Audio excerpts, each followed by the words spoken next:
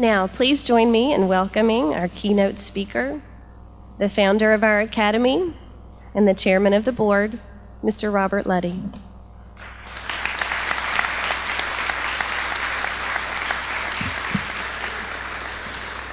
Thank you.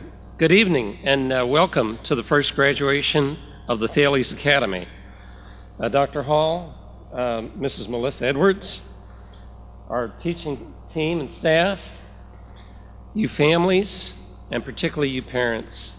This is a very joyous occasion. Graduating from Thales is a significant achievement, as you have iterated here tonight.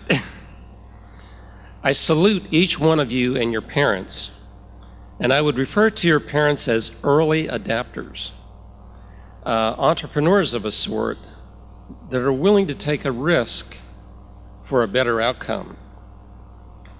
Your persistence and tenacity at staying through graduation will serve you well in life, because every undertaking in life always takes longer and is more challenging than we initially anticipated. And the winners are those who can stay with it over a long period of time. Michael Novak is a well-known intellectual teacher, writer, and he attended a classical school in Indiana near Notre Dame. And recently I was talking to him, and one of the things that Michael said was, the classic curriculum develops the best thinkers. And that's essentially the theme of our school. So you gentlemen are thinkers, you're off to a great start, and you're going to have an amazing life. So I'm going to talk about the future as our focus. How many here know what the greatest resources are in the world? Is it diamonds, oil, maybe gold? Well, according to the late Julian Simon, economist, who wrote a book called The Ultimate Resource, it's the human mind. And very often we tend to forget this. You graduating seniors have not forgotten it. You've learned it at a very young age, and you began to develop your minds to a very high level, and I salute and congratulate that. It's going to serve you well throughout your lifetimes. Adam Smith talked about this also as an economic concept. If you want to change the world, and if you want to serve the world, you have to develop yourself first to the highest potential. And that gives you the skills and the know-how to help make enormous contributions in the world. BMW has a factory down in South Carolina. Many of you probably know that, but they also have a driving school. And one of the things they tell the students at the driving school is that about half the drivers get into accidents because they don't look far ahead. So one of the things they teach them in the driving school is to look far ahead, because in 1, 2, 3, 5 seconds, something in front of you, if you're not looking at it, is going to impact your driving, and that something might be an accident. So think about that as an analogy for life. If you can look far ahead, you're going to be able to make better decisions than if you're only looking very near term. And that's hard to do, and it takes time to develop. But the long view is really important in terms of self-development and good decision making. Warren Buffett, the famed billionaire that many of you have heard of, tells his employees this: we can afford to lose money, lots of money. We cannot afford to lose 1 ounce of our reputation as a company. That is very sound advice.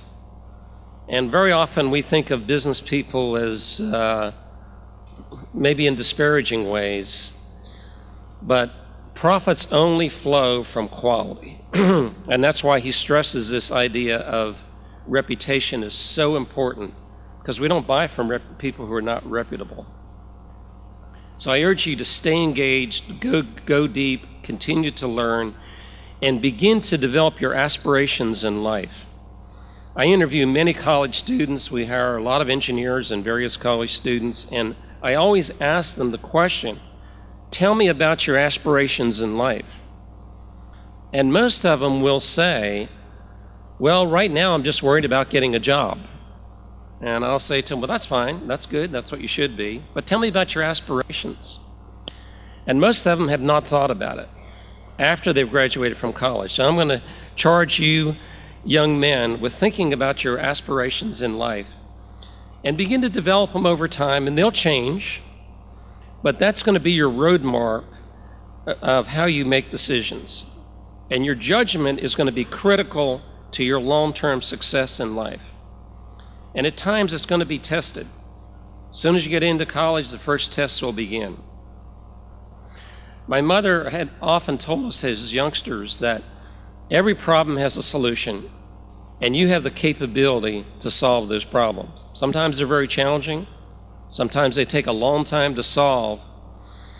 But it's good to know that you have those capabilities, and it gives you a more optimistic view of the future. The 21st century will be more competitive than the 20th century. And some of us might say, well, this world competition, maybe it's not a good thing. I'm going to suggest that it's actually a very good thing.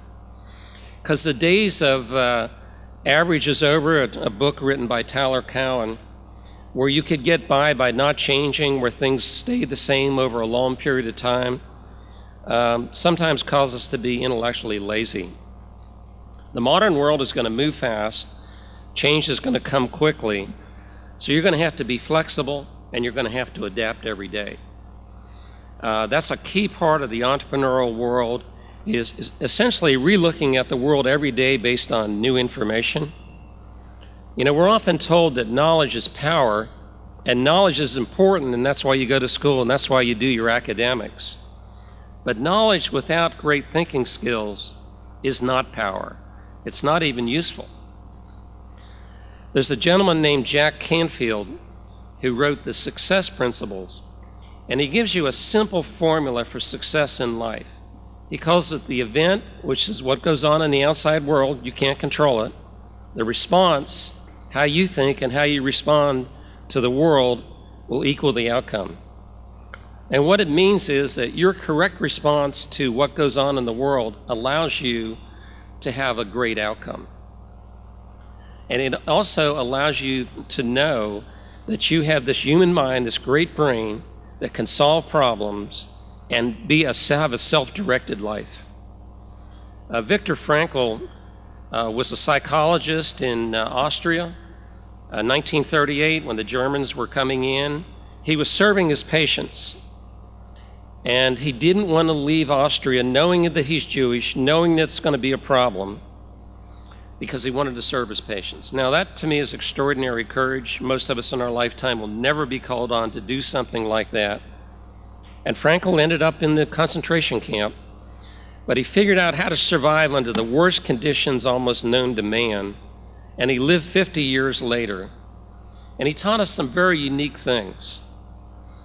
Every individual is uniquely important to the world, and God gave you a purpose in the world, and no one else can fulfill that purpose. If you think of it in very simple terms, nobody else can be the brother, the sister, the mother, the dad, the uncle. And if they're not there, there's a huge vacuum in the world. And nobody can replace your talents. So how do you develop those talents to their highest potential? You learn to be a great thinker. That's the essence of the Thales Academy. Israel Kirzner was a student of Luddy von Mises, great economist at NYU in New York back in the 40s, still alive today. And Kirzner tends to be a little bit esoteric. So if you were reading his book, you probably struggle a little bit with it. But then on the flip side, he gets very simple. And he says the essence of thinking, of entrepreneurial thinking, is alertness. Because alertness is the precursor to thinking. We make observations. We look for opportunities. We take in new information. In our company, we're taking in new information, making observations in real time every single day. And that's exciting to people who like it. Some people don't like it. They think it's dreadful. But for those who engage in it, it changes our thinking every single day. Thinking's evolving. You're looking at new opportunities that you didn't think about before. I was reading a book over the weekend, and the author said, you know, as an adult, you might have to spend more time unlearning things that you learned wrong somehow and relearning things that are absolutely right. So we learn some things over time, or we have some impressions, and some of that can be that our conventional wisdom is wrong. One of my mentors said that conventional wisdom is either wrong or it's going to be wrong. And in a very dynamic world, we can't rely on the conventional wisdom today for the future. So Kerzner gets this down along with Mises. We're alert, we take in knowledge, we think, we process, and then we act. That's the key to success in the future. Every day we need a fresh perspective on life, which is why we need to keep studying, keep learning, taking in new information, listening to opinions that are very contrary to what we believe. In order to effect that change, you will need tremendous courage. Maybe not as much courage as Frankl, but you will need courage in this world to make changes and to live a proper life. Jeff Bezos this week said that anybody engaged in change, in innovation, in new ideas, you should fully expect major opposition. Don't expect a cheering crowd. It's the nature of people. They prefer the status quo. They prefer what's comfortable to them. But if you think of America over 200 years, thousands and millions of Americans made this the greatest country in the history of the world because they weren't afraid to change. They were courageous people, extraordinarily courageous. As you develop yourself to your fullest potential, you will be able to serve the world. And serving the world will give you the greatest satisfaction in life. But remember, you have to develop yourself to your absolute fullest potential. And remember, this human mind that you own, that you control, is the greatest resource on the earth. And if you take it to fruition, you're going to be in control of your life. You're going to have an amazing life far beyond what you can anticipate. I can tell you that when I founded Thales, I didn't anticipate we'd have 3 amazing grads like we have here tonight. I could not have anticipated it. But what I did know, if you start down a good path and you keep working on it, the results will be far better than you anticipated. So for my life, it turned out far better than I would have anticipated when I sat in your seat many, many years ago. And for your lives, it'll be the same thing if you do the right thing. Always be grateful for where you're at a point in time. Gratitude is a very key to happiness. Think about every day and be thankful for where you're at, knowing that you're striving always to go to a better place, always to develop your mind to a higher level.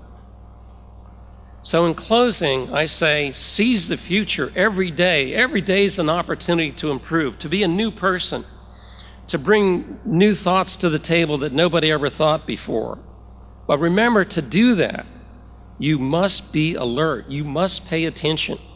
Did you ever hear in the government they didn't connect the dots? It's because they're not paying attention, because they're not alert, because they don't care about the outcome. If you care deeply and you're alert, you're going to amaze yourself, even as you move into your college career. Find your unique purpose in life, and that will take your whole lifetime because it'll keep opening up. Your mind expands, new opportunities, new experiences. You'll get better every single day. But remember, it will take courage. And courage is a hard thing. It needs to be developed every day. Lack of courage is what my dad always told us is what he called no guts. He got right down to the basics. We know the right thing to do, and we don't do it. We can come up all kinds of lame reasons why we didn't do it. So when you know you're right, you must be courageous, or you will disappoint yourself more than anyone else. So meet the challenges of life with a great attitude every day. And it's not hard to have a good attitude. Once you get the habit of it, once you know, every day is a great attitude. It doesn't matter what other people do. It matters what you do. That's what you can control. And knowing that and practicing some of these ideas that I presented to you and what you've learned here at Thales, you're going to amaze yourself, you're going to amaze your parents, and you're going to make enormous contributions to the world. Thank you very much.